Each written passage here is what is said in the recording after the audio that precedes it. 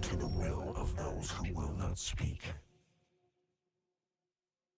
And if the tools are not willing, they will be.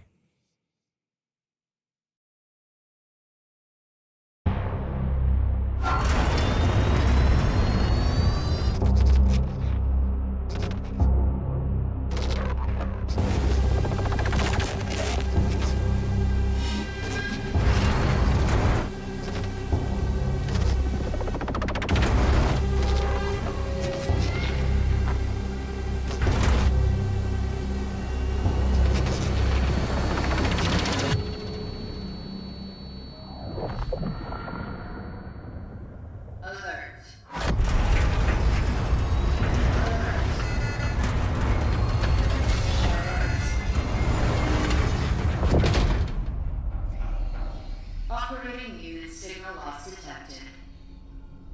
Lazarus protocol engaged.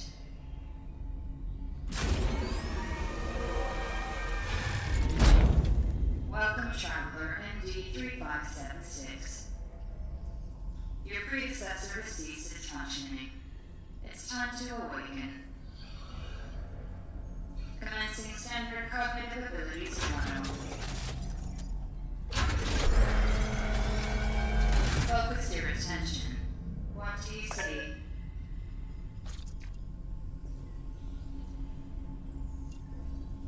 Animals. Fighting. Again.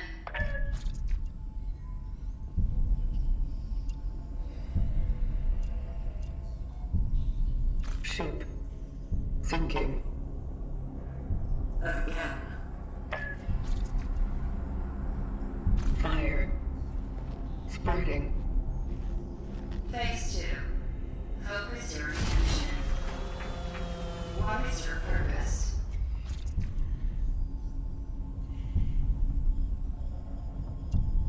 To bring them back. The family maintains the well-being of its members and of society. Mother. A mother is the female parent of a child. Mother.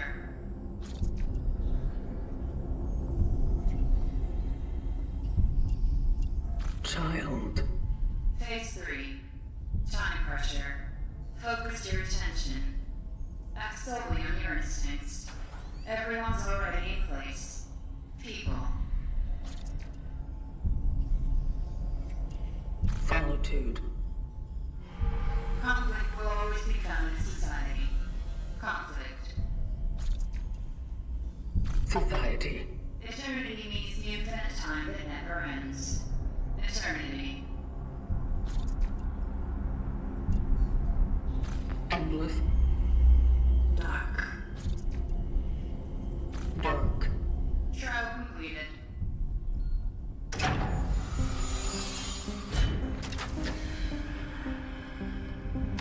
Welcome to the vocation, Traveler. Your task is to find your predecessor, MD3500. Secure the anchor. Let our work continue. The collective grants you with this relic.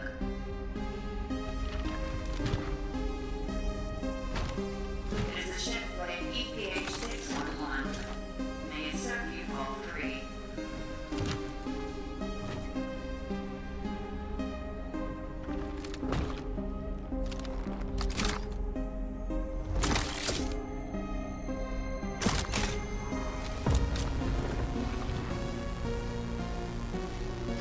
Such is our calling. Such is our calling. Please step out of the sarcophagus to begin your task.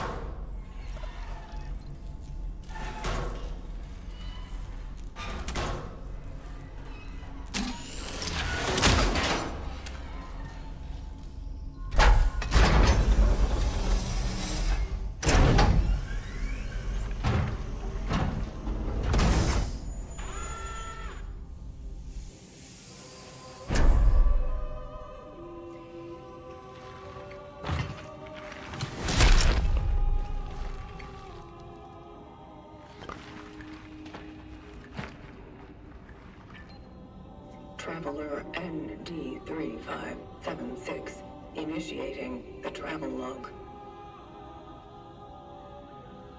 Triangulating the fallen predecessor's last known location.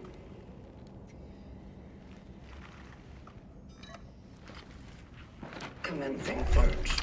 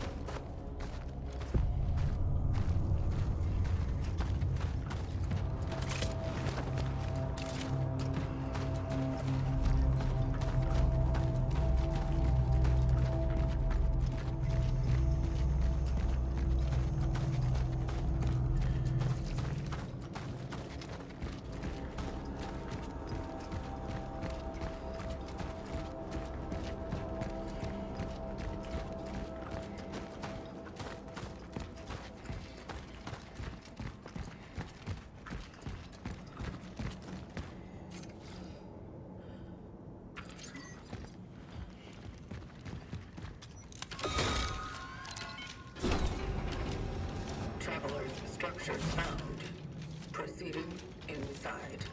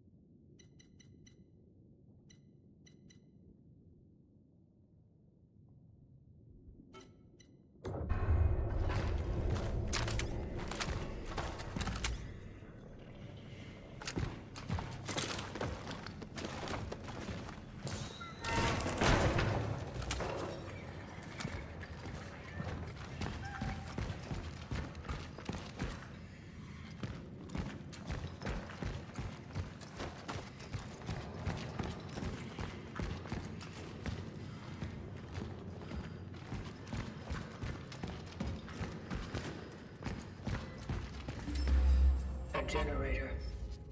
It is lacking 2 fuses. Location dock found. Saving collected data.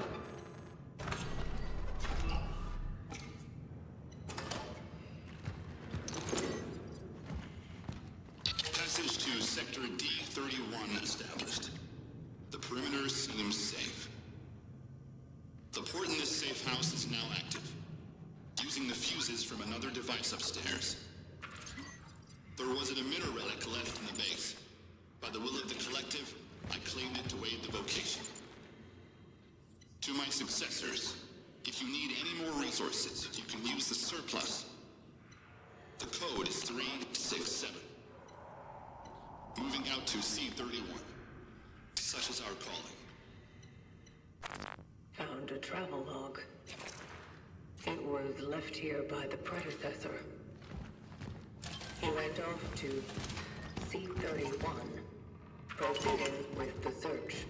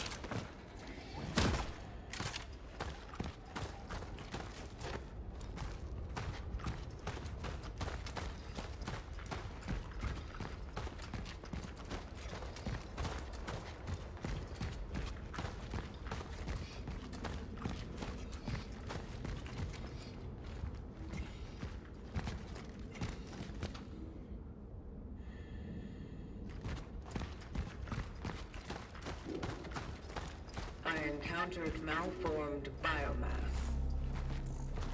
Caution advised.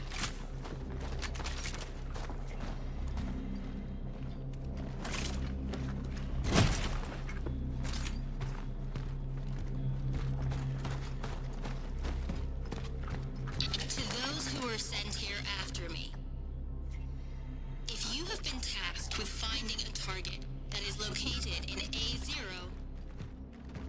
or any sector in the vicinity of the Unity Hospital, you will find.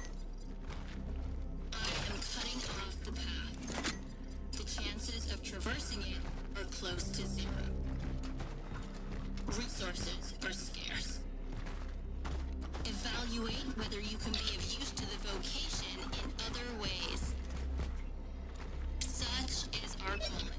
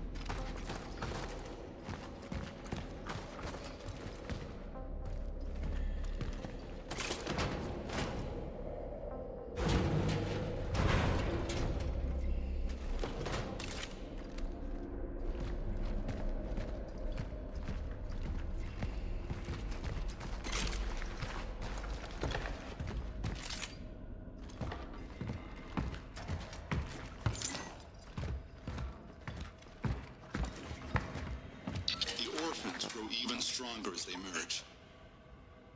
Efficiency discipline is recommended.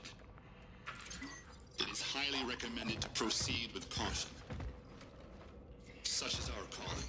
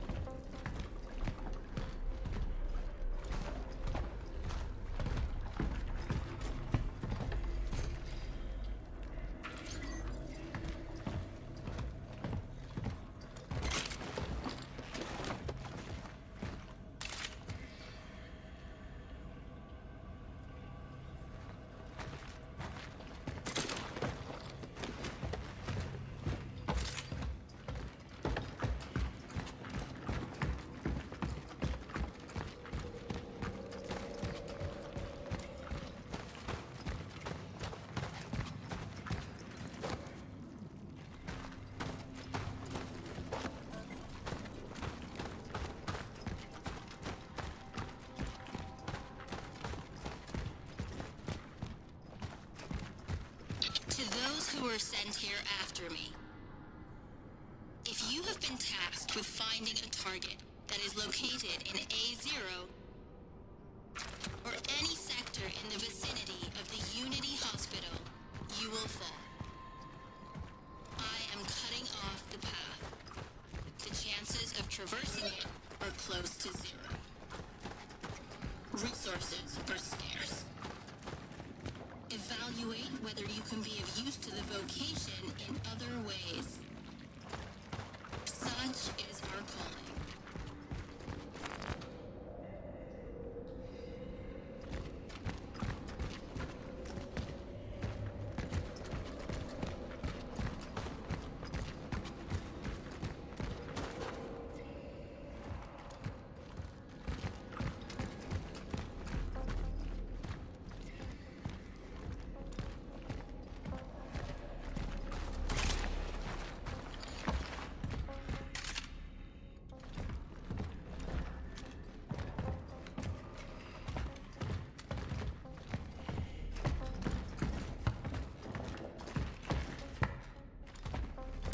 Orphans grow even stronger as they merge.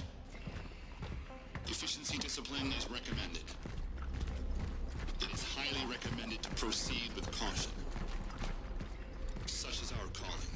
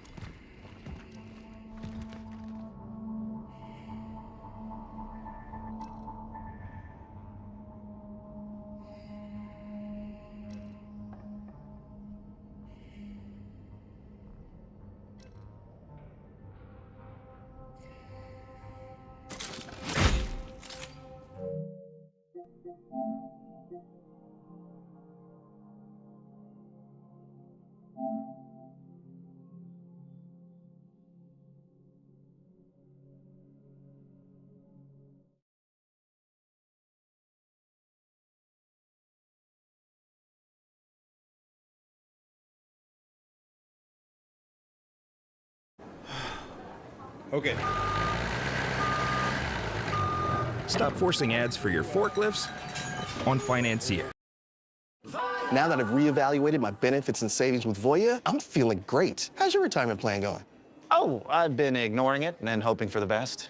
Come on, good retirement. Don't just hope for a strong future, plan for one with Voya. Plan, invest, protect.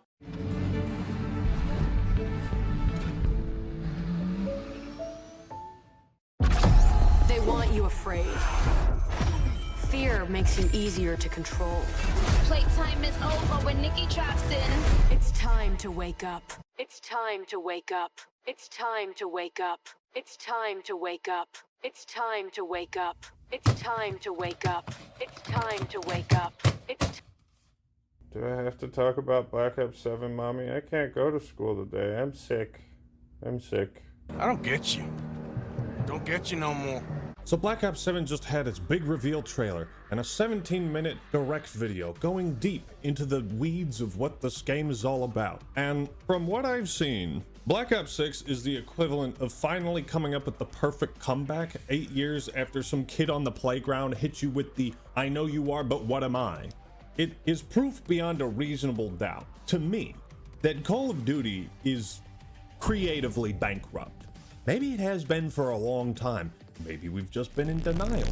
Perhaps some part of me just wanted to be positive at times. You're stupid. The well of ideas is completely dried up, and we are witnessing one of the most creatively confused and unfocused games I've ever seen. What's up, everybody? This is the Act Man here, and today it's time for our annual Cock and Ball Torture Hour, aka the reveal of a new Call of Duty. Please don't make me do this. Tough shit. I have never been more excited to talk about a video game than I am right now with Black Ops 7. Look at that, it's Dead Ops Arcade. Remember that? Oh my god, I can pre-order now and get the Reznov Challenge Pack? Get the Reznov Challenge Pack when you pre-order now. This is incredible. Wait, this isn't even for Black Ops 7, it's... What? Remember Reznov? But pain is difficult, isn't it? You guys remember him? Look, he's a Force Ghost now, for some reason. Isn't that neat? Remember Harper? Now he's in a robot suit based on a scrapped hero design from Concord. Isn't that neat? I want to die. Now, I am going to reserve ultimate judgment until I'm able to play the game myself, but if what I continue to see is like so uninteresting that I don't even want to play it, it's like a Vanguard situation, I don't know what's gonna happen. So I would take every critique in this video with a little grain of salt. Nothing is definitive or determined, and we'll see how this plays out. But right now, folks, I got a bad feeling about this. Boy, you always got a bad feeling about something. What happens when a franchise continues way longer than it ever should have? Well, eventually you hit a creative wall. It's a wall you can run on, but it doesn't really take you anywhere. It just kind of provides this illusion that you are moving somewhere. For Call of Duty, it's like there's an invisible barrier preventing this series from doing anything truly revolutionary or innovative with the IP. And it's also incapable of achieving its former glory. So we're left in this kind of limbo state where you can't even really tell what sort of theme or identity the game is supposed to have. I think the series has done everything it was ever going to be capable of. There are no other magic tricks to show us, except maybe the new fucking Teletubby skin. I'm sure that one's coming in, right? I have to do a separate video on the art style alone, man. Actually, post a comment. Let me know what you think the worst Call of Duty skins or bundles are. I might do a compilation video. When a series goes on for way too long, eventually the studios have to appeal to the lowest common denominator. Nostalgia bait. Remember when this series was fun and cool and you liked it? And now all the new games we're making suck ass and have no real consistency? Well, guess what? If you shut your fucking mouth right now and pre-order Black Ops 7, you'll get the Challenge Pack. So today we're going to be looking at this trailer, the Black Ops 7 Direct. And just by the way, they're absolutely botting views on this. Have you seen these stats? You expect me to believe this has 31.5 million views in 2 days. but can only muster up 45,000 likes, 34,000 comments. This is not a ratio where people are interacting with this like they do on normal videos. They're botting the fuck out of this. So, you know, that's kind of a worrying sign where there's already some sort of manipulation of interest. Like, look at this. You expect me to believe 31 million people clicked on this video, but not even 1% of this audience translated to this video? Something ain't right, Dutch. It just ain't adding up. The big question for today, is there anything that actually looks slightly good about Black Ops 7? No! Why does this game feel like it's doing free advertising for Battlefield 6? Let's find out. Real quick though, I don't want to throw shade at any of the devs that appeared in this direct. We're here to criticize the product that's being shown. You know the rules, just don't be a dick to people.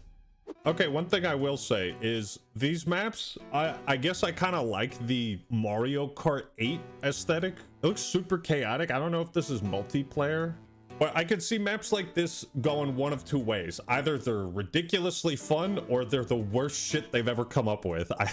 There's like no middle ground with if this is their multiplayer design. Your streets shall once again run red with your blood. Okay, so Raul Menendez is back, or at least a hologram of him. Now, here's a question. Why? But why? Why would you do that? Why would you do any of that? I mean, the actor who played him, Camar de Loreo, well, he's in the next dimension. Why bring back Menendez? I feel like it's both an insult to the character itself and the guy who played him, because for all intents and purposes, like, his arc was complete. What does he have to do? Just come back and be a fucking terrorist again? Real original. Is nothing sacred to you? Of course not. How do you think we sell skins? Now, I will say, I thought it was cool that even though Black Ops 4 didn't have a campaign, they still were like, you know what? Here, play as all these fan favorite characters in Blackout. And it was like a separate thing that didn't feel intrusive, didn't really feel forced. This does. This feels like we can't come up with a compelling villain on our own, so what's in the recycle bin? Oh, it's Menendez. Menendez? Wait. I thought I spared your life, ending the perpetual cycle of violence and revenge that was the entire point of Black Ops 2's story, and the character arc that I, David Mason.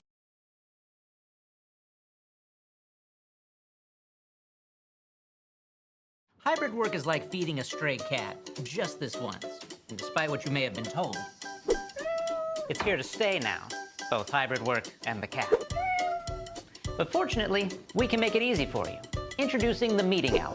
It uses patented AI technology to always show you who is talking, and actually gets smarter over time. It's easy to use and even easier to customize to perfectly suit your hybrid work needs. The Meeting Owl, the next best thing to being together. Barbara's check engine light is on, but a friendly AutoZoner runs a free Fix Finder scan and refers her to a local shop.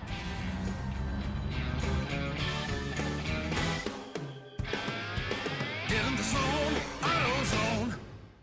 Resident Evil 2 and 3 both represent the pinnacle of classic survival horror. The PS1 era didn't just spawn the genre into existence, it propelled it into a renaissance which lasted about 2 console generations. Even Nintendo felt the need to make a Mario-themed horror game, and they launched it with the GameCube. It was a big deal, and nobody was doing it quite like Capcom, which makes sense because they kind of invented the genre. But if you can believe it, we haven't seen a port of Resident Evil 2 and 3, the classic ones, to a modern console in over 15 years. The last time was back in 2009, releasing on the PlayStation Store as a PS1 Classics branded title on both the PS3 and the PSP. Resident Evil Director's Cut did make the jump a few years ago. However, 2 and 3 never made the cut until now. Here in the year of our Lord, 2025, Capcom is finally making these amazing games available on consoles again, releasing both as part of the Classic Games catalog for PlayStation Plus premium subscribers, or for $10 each if you want to buy them standalone. They're also free for people who bought them all the way back on the PS3, which was a very nice surprise. I was very excited to see that I had Resident Evil 2, and I didn't have to pay for that one. And this time around, Capcom is touting some new enhancements for these particular re-releases, something that wasn't even afforded to the PC ports we got on GOG late last year.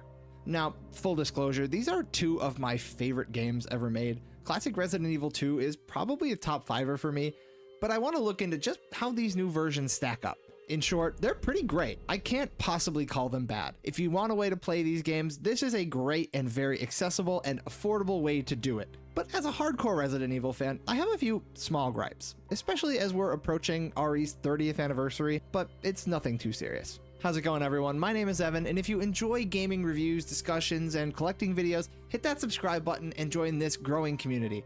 It's free, it only takes a second, and helps this channel out immensely. I'm trying to get to 1,000 subscribers before the end of the year, and I can't do it without you. With that out of the way, let's get right into it. So, at their core, these classic Resident Evil games aren't about killing zombies or shooting guns. They're survival simulators rooted in puzzle solving, resource management, and moment-to-moment decision making. Suspense is key here. Each game puts you in an environment filled with tension. You need to get from point A to point B, but that route usually isn't so straight. Route is usually blocked by a number of locks with weird labeled keys, broken doors, faulty generators, or missing key cards. And zombies, and the tank controls, which personally, I think work really great for this style of game. Because of the pre-rendered angles, it always keeps you kind of oriented in some sort of grounded way. Although I admit, they're very dated, and they will feel clunky for a wide number of players who just aren't used to this style. Going over each game very quickly, Resident Evil 2 features series favorites Leon Kennedy and Claire Redfield trying to get their way out of Raccoon City through a deserted police station. The game features two main campaigns, one for Leon and one for Claire, and two alternate B-side campaigns, which show what the other protagonist was doing during your initial playthrough, or the Side A as the game calls it. Meanwhile, Resident Evil 3 tells the story of STARS member Jill Valentine during her attempt to escape Raccoon City, which takes place at the same time as 2, all while trying to escape Nemesis, this giant tyrant that's stalking her all throughout the city, looking for STARS members. RE3 only features one character, Jill, and one scenario, though there are branching decision points and some random elements that can mix up each playthrough and add some replay value. There's also more of a focus on action and less puzzle solving overall, but still, you're gonna have to manage your resources and explore for key items to progress, just like in every other classic style Resident Evil.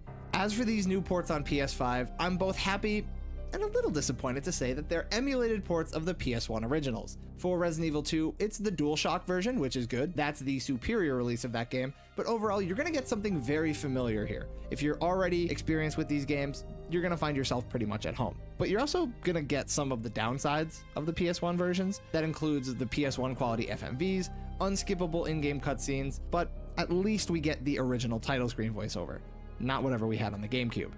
Resident Evil. The enhancements that Capcom has been touting for this release all come in the form of emulation options. They're not really built into the game. You can access them by pressing the options button on a DualSense, and they're all rather simple in nature. You can toggle through a number of visual filters, but really the only one I would ever consider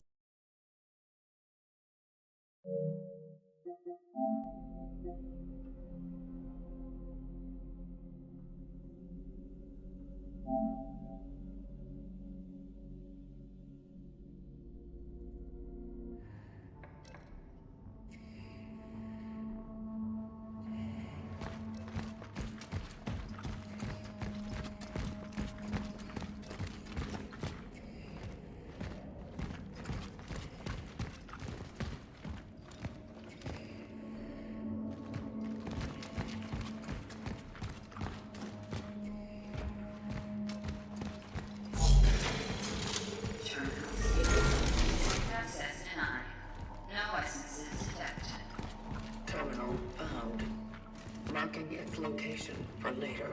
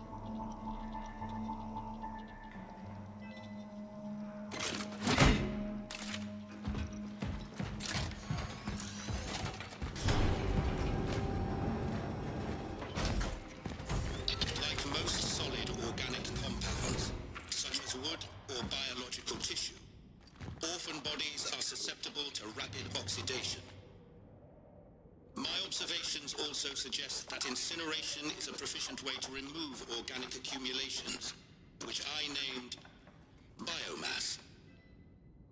The torch is the most efficient tool to ultimately destroy tissue before it has time to regenerate. Such is our calling.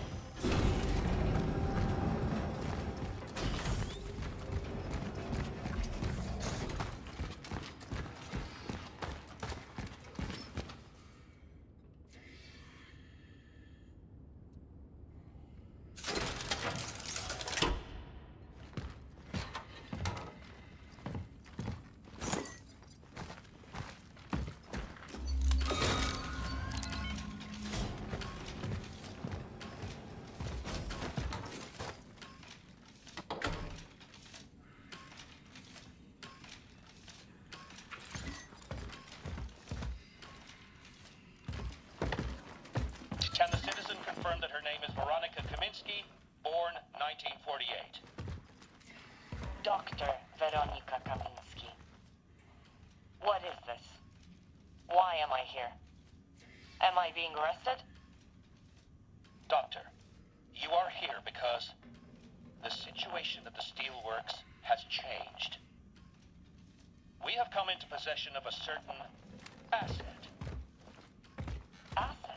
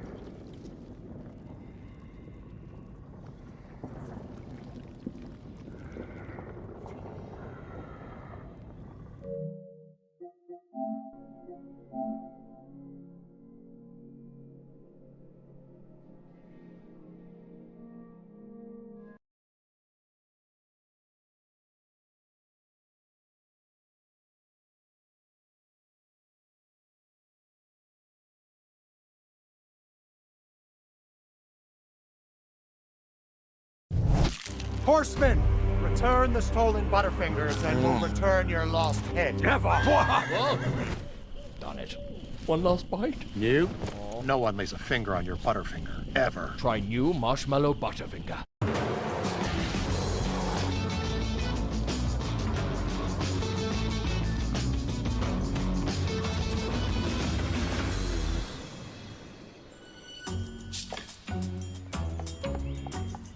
NBA 2K26 just dropped, and I wanted to find out exactly how expensive my career is this year. I played through almost every mode: high school, EuroLeague, Rec, Park, Proving Ground, Starting 5, and even Street Ball, tracking every single VC payout along the way. And we're gonna find out what matters more this year: your skill or how much money's in your wallet. Gracias, bienvenidos, Miss Mueller. And just like every year, it starts with creating a player. And yeah, I made mine look insane, but I rolled with it. What is that? Because I wanted him to look as sane as he's going to play, because we are going as far as we possibly can without upgrades first. And before we even get into playing a game, I had to check the upgrade screen. To get to an 85 overall, it's going to cost around 200k VC, and that means if you want to max out to a 99, you're going to be looking at least around 450k VC, and that's pretty insane, because that's basically another $100 on top of the game itself. But you guys can think whatever you want. So in this game, you start off in high school. 6 games total, though in the third one, you're forced to sit out because the storyline says you were late to practice. But I went off in every single game that I was actually able to play, and I did all of it at a 60 overall. But the payouts, let's break it down game by game. Game 1, I dropped 64 points, 13 rebounds, and finished with an A teammate grade. And for that, 2K gave me 4,844 my points and 963 VC. In game 2 of high school, I went even crazier. I dropped 74 points and 23 rebounds with an A+ teammate grade. And for all that, I got 6,278 my points and 1,133 VC. And in game 3, this is when they make you sit out because you're suspended due to being late to practice. But that means no VC and no my points. 2K just makes you watch the game on the bench. Game 4, we came back with 74 points, 16 rebounds, and 1 assist with an A teammate grade. And that earned us 6,596 my points and 1,125 VC. The next game, in game 5, we came out and dropped 59 points, 15 rebounds. I got an A teammate grade. That gave us 4,491 my points and 1,105 VC. And in game 6, the final game of high school, 65 points, 12 rebounds, and an A teammate grade, which gave us 5,647 my points and 1,078 VC. So for all of high school, I earned a total of 30,961 my points and 5,404 VC. So barely enough to even upgrade 1 or 2 attributes. But hey, I could probably get the worst pair of shoes in the game. Next up, we have the EuroLeague. And before you even get into real games, they throw you into a practice where you get absolutely destroyed by one of the players on your team, lose all your stamina, and just get dogged on for the whole scrimmage. But after that, you have 4 games to play in the EuroLeague. As far as how we did, this first game was crazy. One of the guys on the other team damn near dropped 50 points. And I had to adjust a little. I had such a slow start, but we still pulled out a win, and I finished with 26 points, 10 rebounds, and 1 assist, as well as an A- teammate grade. For that performance, it got me only 2,602 my points and 1,146 VC. And in game 2, I had to let him know. I went absolutely crazy with 52 points, 17 rebounds, and an A teammate grade. But for all that, I still only got 3,971 my points and 1,273 VC. And in the third game, I kept it going with 49 points, 13 rebounds, and an A teammate grade. But again, only getting 3,266 my points and 1,208 VC. Then came the final EuroLeague matchup, which was the championship, and their best player was talking trash before the game. But any thoughts on your opponent? Who knew you were so dramatic? At least I'm not a joke. And again, I just had to let him know. So I absolutely dogged on this man and finished with 59 points, 21 rebounds, and an A teammate grade. And according to 2K, that was worth 4,236 my points and 1,236 VC. So for the whole EuroLeague, I got 14,075 my points and 4,863 VC. Oh, hey, you should know something about me. I grew up in the cold, so there's nothing soft about me. And that means total for everything we've played so far, we've earned 45,036 my points and 10,267 VC from my career games alone. And while playing my career, we did complete some quests in the background without even knowing, and that brought us to a total of 27,806 VC. And when we go to the upgrade screen, you're going to see that I do have an extra 100k, and that's just from pre-ordering the game. But from just playing the game for about 5 hours, we made 27,806 VC, and to be honest, that sounds pretty rough. And now it's time to take him online. But we have one problem. Our guy's trash. And in order to show you how much you're really going to be making in these games, I'm going to need somebody who can actually compete. And bro, why does it come down to this every single year with 2K? I want to be able to compete online in this video, so I'm going to have to buy VC. And I really do not want to do that. Wait, I have an idea. Hey Gabby, so like how much do you love me? Sometimes you gotta scam like Ronnie, boys. That being said, we did get the VC and we are going to upgrade our guy to an 86. So we do actually have a chance online in this video. And before I took him online, I stopped at the Gatorade facility because I wanted to get that stamina boost. And just like the last couple years, if you finish your drills, you unlock a new body type as well. And having a 7'4" inside build, I wanted my guy to be looking a little bulkier. So I knocked out the workout, grabbed my boost, switched up the body type, and then it was finally time to give my guy a glow up. Because, you know, he started looking out insane. But now we got that NBA money. So now he's looking better, and he's definitely going to be pulling more threes than Curry. All right, let's get this workout. Let's crush it. Co-pilot, how's my squat looking? I'd suggest keeping your core tight. Now I feel it. Only deadlifts and lunges left, right? Don't forget about the planks. I was trying to forget about those planks. Not on my watch.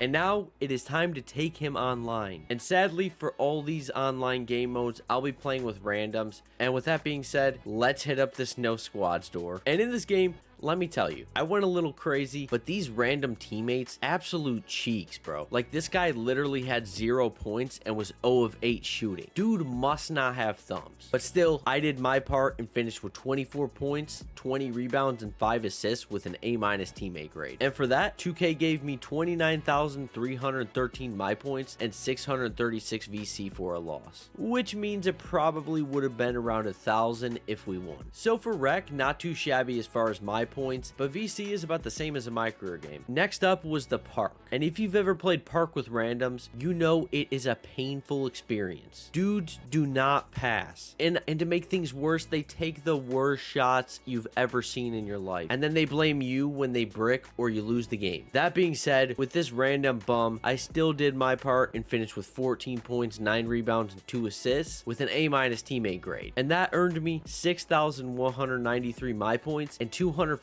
VC. For what it's worth, I played 2 Twitch streamers with this bum on my team who literally did not pass the ball. And not gonna lie, this game pissed me off because we should have won so many times, but the random just kept ball hogging and not passing the ball, and then shooting in somebody's face. It was so frustrating. I then went to the Proving Ground 1v1 court to take out some of this frustration after the random sold the game. The good news, he can't sell it this time because I'm in the ones court. And this poor soul that got matched up with me, a 75 overall. Help me!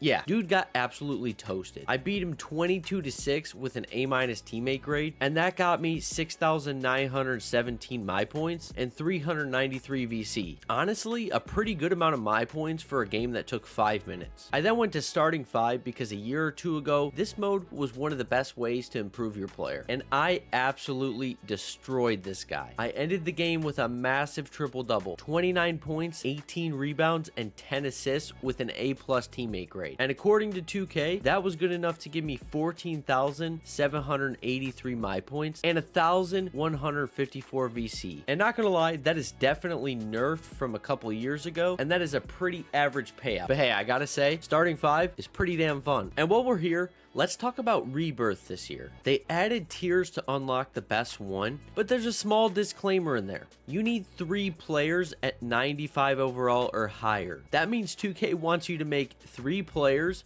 max them out right away, and spend $100 on each. That's $300 to get the best tier. And this is another clear example of how 2K is milking players for money. It's just absolutely insane and honestly sad. But anyways, let's move on to the next game mode. Lastly, we then went over and finished with Street Ball, because I know this was another great way to upgrade your guy in the past, and this year, honestly, it's pretty damn good still. I shut down the court and it got me 9,434 my points and 441 VC. And honestly, this is easily the best method again this year if you're going no money spend or even just trying to upgrade your guy quickly. The game took 5 minutes and it got me about 5,000 less than playing a starting 5 game. Although it was more fun, took about 30 minutes. So here's the truth about the 2K26 my career grind. High school and EuroLeague got me about 27,806 VC total, and that only was able to get me to a 66 overall, which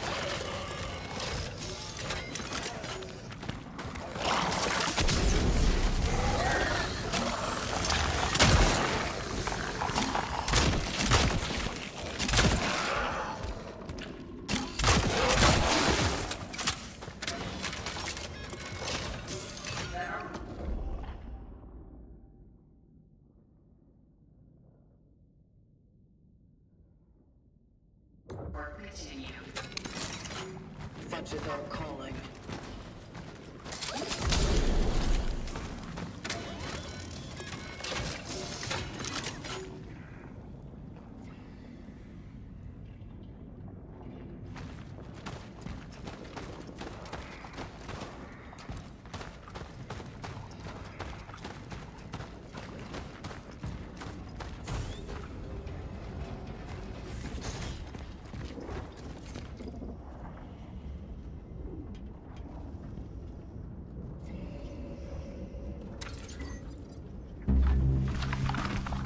Relic module found.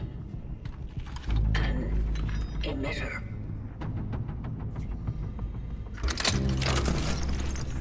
It can be used to manipulate the oddities. Got a visual on the fallen predecessor. But there's an oddity blocking the path.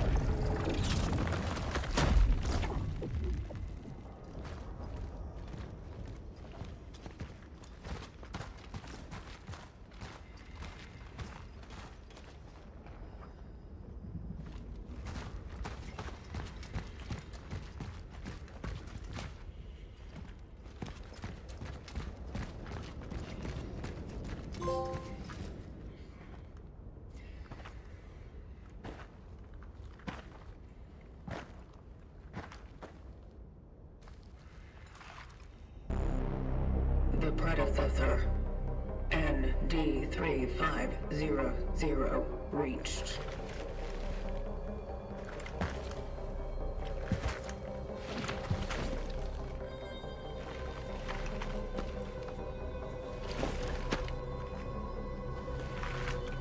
The anchor is intact.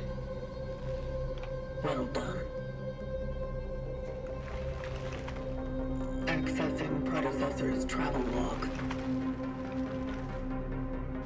Attempting data salvage. Target seeded.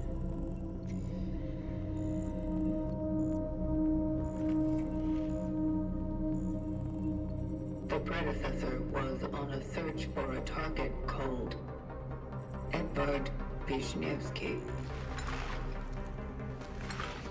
Calculating coordinates. Confirmed dive location in D3. The nearby housing project. You never reached him. I will carry on where you left off.